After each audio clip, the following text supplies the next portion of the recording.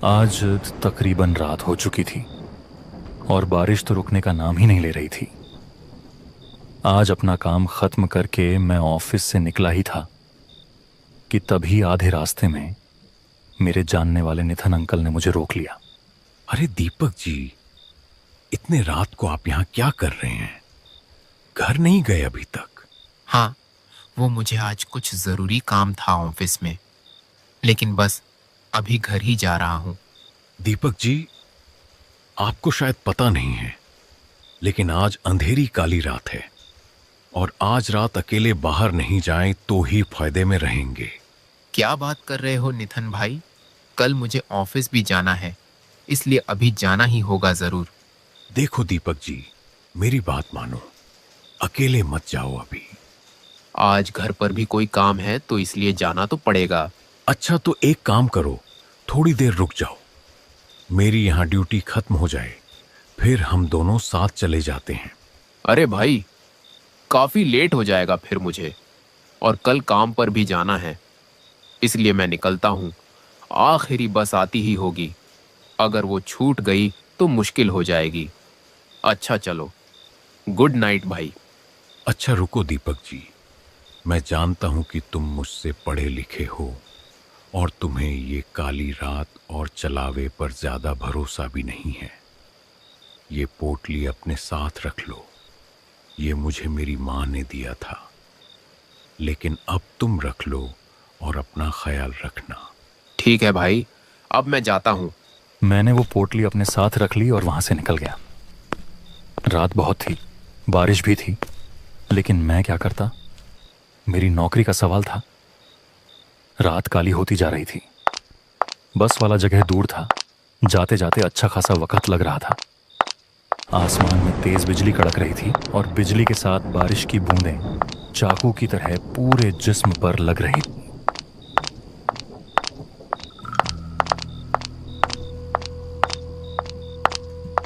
अब थोड़ी देर बाद मैं बस के जगह पर पहुंच गया था। वहां पर खड़े होकर मैं गाड़ी का इंतजार करने लगा। बारिश और भी ज्यादा हो गई थी और मेरे आसपास अब कोई भी दिखाई नहीं दे रहा था। वहां पर सिर्फ मैं ही इंतजार कर रहा था। कुछ देर इंतजार करने के बाद मुझे अंदाजा हो गया कि शायद वो आखिरी बस भी निकल चुकी थी। तभी मैंने रोड पर सामने एक अजीब सी लड़की देखी जो वहां पर बैठी हुई थी। अंधेरा बहुत ज्यादा था, इस वजह से मुझे वो ठीक से दिखाई नहीं दे रही थी। तभी आसमान में जोर से बिजली कड़की, जिससे मेरा ध्यान हट गया। और फिर जब मैंने उस जगह पर देखा तो वहां कुछ नहीं था। ये बात मुझे काफी अजीब लगी। मैं उसी के बारे में सोच ही रहा था कि अचानक वहां पर एक गुलाबी रंग की साड़ी में एक लड़की मेरी तरफ आने लगी।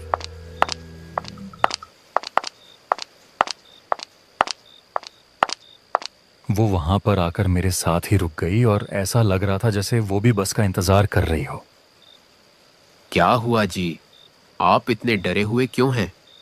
और इतनी रात को यहाँ क्या कर रहे हो, वो भी अकेले? मुझे डर लग रहा है। डर? किस चीज का डर? मुझे इस रास्ते से और अंधेरी रात से डर लग रहा है। क्या आपको डर नहीं लग रहा? नहीं, मुझे डर क्यों लगेगा? इसमें डरने की क्या बात है? बस रात ही तो है और बारिश है, बस। आप बताइए, आप इतने रात को यहाँ क्या कर रहे हैं और आप कहाँ जा रहे थे? मैं घर जा रही थी, बस के लिए यहाँ इंतजार करने। जब आ रही थी तभी मैंने रोड के उस पार देखा कि कोई अजीब सी लड़की वहां बैठी हुई थी। इसी वजह से मुझे अब डर लग रहा है। उसकी ये बात सुनकर मैं सहम सा गया, क्योंकि अभी थोड़ी देर पहले मेरे साथ भी ऐसा ही हो चुका था। पहले मुझे लगा था कि शायद वो मेरा वहम होगा, लेकिन वो मेरा वहम नहीं था। आपका घर कहाँ है? इस गांव के साथ वाले गांव में है मेरा घर। अगर आप मेरे साथ वहां तक चले जाएं तो अच्छा होगा, क्योंकि बस तो चली गई है और अकेले मुझे डर लग रहा है। ठीक है, मेरे घर का रास्ता भी उसी तरफ जाता है। चलिए, आप मेरे साथ चलिए। मैं आपको आपके घर तक छोड़ देता हूँ। क्या सच में आप मुझे मेरे घर छोड़ देंगे? हाँ, क्यों नहीं। वैसे भी आपका उस सुनसान रास्ते में अकेले जाना ठीक नहीं। चलिए, मैं आपके साथ जाता हूँ।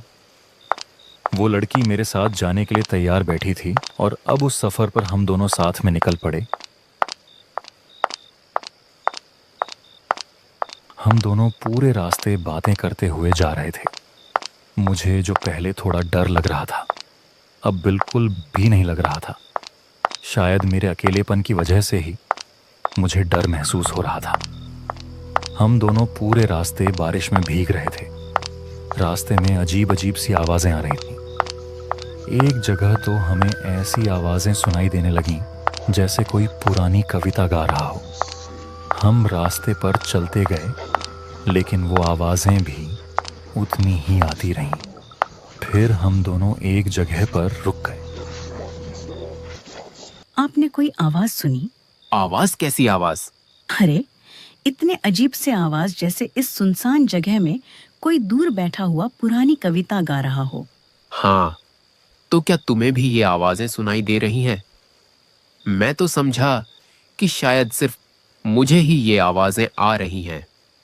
लेकिन छोड़ो, मुझे लगता है कि कोई दूर से ऐसे ही आवाजें होंगी, या शायद बारिश की आवाज होगी। आप डरे मत, कुछ नहीं है। नहीं जी, ये कोई बारिश की आवाज नहीं है। ये तो ऐसी आवाज है जैसे कोई कुछ गा रहा हो या कोई रो रहा हो। मुझे तो डर लग रहा है। अरे, डरने की कोई बात ही नहीं। आप बस मेरे साथ चलें, कुछ नहीं है। आपको शायद पता नहीं है ना, इसलिए आप ऐसा कह रहे हैं। आज काली रात है और सुना है इस काली रात में इस तरह के सुनसान जगहों में चिलावा निकलता है। अरे, चिलावा वीलावा कुछ नहीं होता। आप भी इस तरह की फिजुल बातों पर यकीन करते हैं। अब छोड़ें ये सब और आप मेरे साथ चलें। मैं आपको घर तक पहुंचा दूंगा और कोई चिलावा नहीं है। वो खौफनाक आवाज़ें तो मुझे भी आ रही थीं, लेकिन मैंने उस पर ज़्यादा ध्यान नहीं दिया। सच बताऊं तो डर मुझे भी लगने लगा था, लेकिन मैं उस लड़की के सामने उसे और नहीं डराना चाहता था, इसलिए मैं उसे दिलासा दे रहा था। हम दोनों फिर से चलने लगे।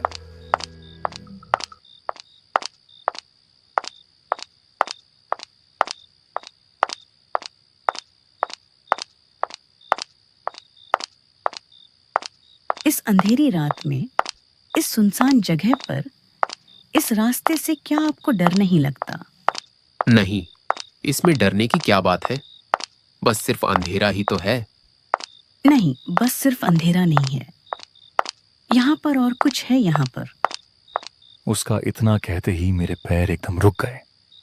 और कुछ भी का क्या मतलब? क्या है यहाँ पर? मैंने सुना है कि इस रास्ते पर चिलावा घूमता है, जो अक्सर लोगों को अपनी बातों में डालकर मत देता है। नहीं, मैंने पहले भी कहा कि चिलावा जैसा कुछ नहीं होता। चिलावा वैसा कुछ नहीं होता। ये सब कहने की बातें हैं बस। आपने देखा नहीं है ना, इसलिए आप ऐसी बातें कर रहे हैं। जिस दिन आप सच में देख लेंगे, फिर आप ऐसी बातें नहीं करेंगे साहब जी। तुम तो ऐसे बातें कर रहे हो जैसे कि तुमने सच में कोई चिलावा देखा है। तो बताओ फिर, कैसा दिखता है चिलावा? चिलावा बहुत ही खतरनाक होता है। एक बार किसी को पकड़ ले तो फिर आसानी से नहीं छोड़ता। अगर कोई भी चिलावे के पकड़ में एक बार आ गया तो फिर उसका बचना बहुत मुश्किल है।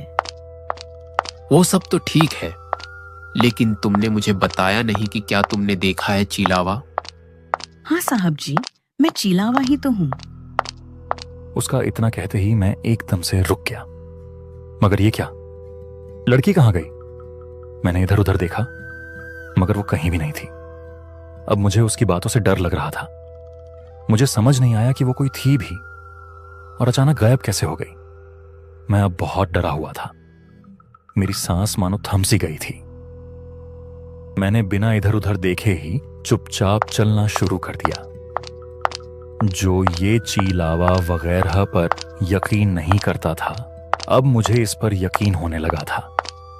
डर के मारे मेरे हाथ पैर कांप रहे थे। बस मैं किसी तरह इस रास्ते को पार करना चाहता था।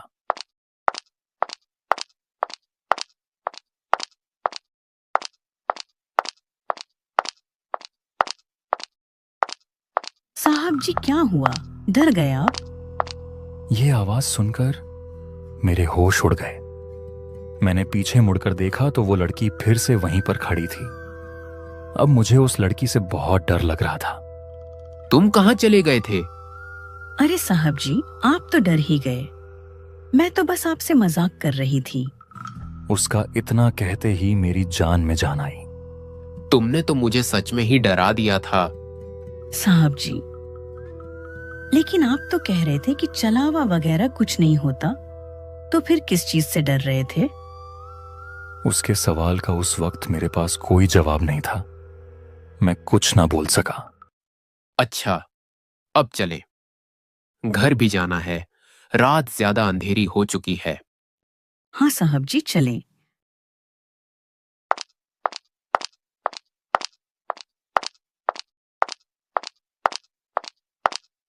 देखो, रात के समय इस तरह के मजाक करना ठीक नहीं है। क्यों साहब, आप मेरे मजाक से डर गए थे ना? नहीं, मैं डरा नहीं था, बस थोड़ा सा ही परेशान हो गया था कि तुम कहाँ चले गए थे।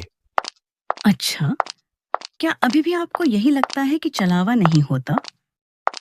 अरे छोड़ो ना ये चलावा की बातें, कोई और बात करते हैं। देखो, हम शायद बस घर पहुंचने ही वाले हैं। नहीं साहब जी, घर तो अभी बहुत दूर है। लगता है तुम्हारा इस रास्ते से रोज का आना जाना है, इसलिए तुम्हें रास्ते की ज्यादा जानकारी है। हाँ साहब जी, इस रास्ते से तो मेरा रोज का आना जाना लगा रहता है। तो क्या तुम्हें इस रास्ते में हर रोज अकेले जाने से डर नहीं लगता? क्योंकि यहाँ पर तो रात के वक्त कोई भी नहीं होता। नहीं साहब जी, मुझे डर क्यों लगेगा? मुझे डर नहीं लगता क्योंकि मैं खुद एक चलावा हूँ। अच्छा, मजाक कर लेते हो तुम भी। लेकिन इस बार ये मजाक नहीं है। उसका इतना कहते ही मैं फिर से रुक गया। देखो, मेरे साथ इस तरह का मजाक मत किया करो। मुझे इस तरह का मजाक बिल्कुल भी पसंद नहीं है, और अगर तुम ऐसे ही करोगे तो मैं तुम्हें यहां ही छोड़ दूंगा। बस अब चुपचाप मेरे साथ चलो। इतना कहकर मैंने उसकी तरफ देखा, लेकिन वह फिर से गायब हो चुकी थी। देखो, रात बहुत हो चुकी है, मेरे साथ इस तरह का मजाक मत करो। चलो, जल्दी से निकलो, रात हो गई है। तुम्हें घर नहीं जाना? मैंने उसे बहुत बार आवाज लगाई, लेकिन वह कहीं पर नहीं थी। देखो, मैं जा रहा हूं, तुम फिर अकेले आना। मैंने फिर से आवाज दी, लेकिन वह मुझे कहीं दिखाई नहीं दी। अब मैंने आगे बढ़ने का सोचा, लेकिन मुझे उस लड़की की भी फिक्र हो रही थी।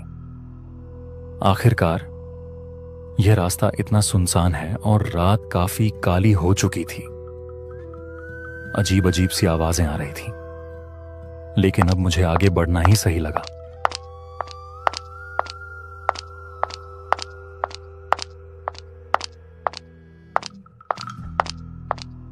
अब चलते चलते मैंने जब रास्ते को देखा तो वो रास्ता उसी तरह का था जहां से मैं पहले भी गुजर चुका था। मैंने चारों तरफ नजर दौड़ाई तो समझ आ गया कि कुछ ना कुछ गड़बड़ जरूर हो रही है मेरे साथ। अब मुझे कुछ समझ नहीं आ रहा था। मैं बस चलता जा रहा था कि अचानक मेरे पीछे किसी के चलने की आहट आने लगी, जैसे कोई मेरे पीछे पीछे आ रहा हो। उस आवाज ने मेरे डर को और बढ़ा दिया, लेकिन फिर भी वो कदमों की आहट लगातार मेरे पीछे ही आती रही।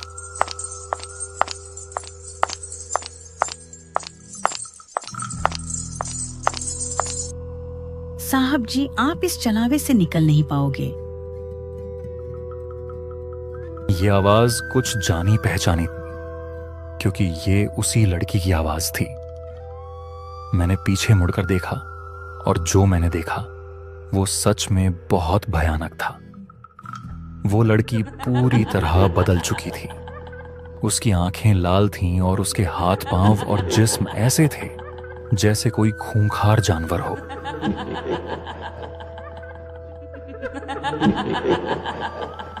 ये सब देखकर मेरा तो डर से चेहरा सफेद पड़ गया और मैं फौरन वहां से भागने लगा। मैं तेज तेज चलने लगा। मेरा दिल बहुत तेज धड़क रहा था। बस मैं किसी तरह उस रास्ते से बाहर निकल जाना चाहता था। किसी तरह मैं वहां से निकल गया। तभी मुझे याद आया कि वो चाचा ने मुझे एक पोटली दी थी जिसे मैंने जेब में रखा हुआ था। उसी से मैं बच गया था। अब मेरी जान में थोड़ी जान आई और उस अंधेरी रात में मैं उस चलावे के पकड़ से बच निकला।